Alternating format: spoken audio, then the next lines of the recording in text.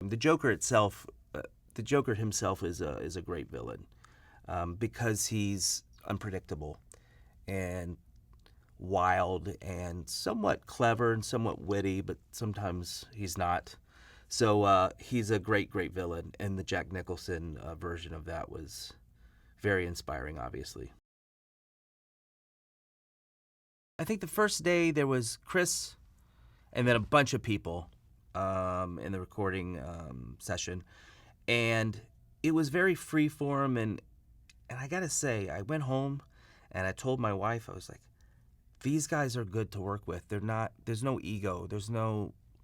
They're nice.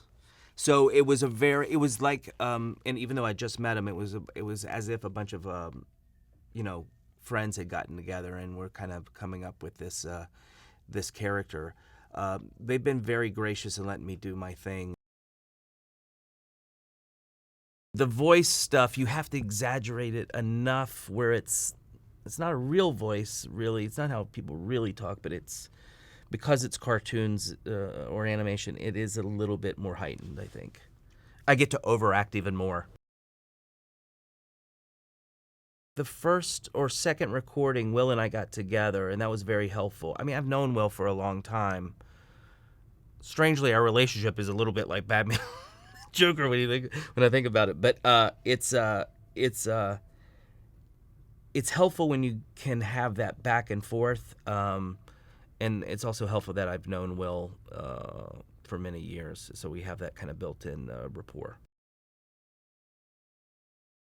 We jumped right into it. I mean, these are characters that have history, so you already have that. These come with a history already, so you don't need too much.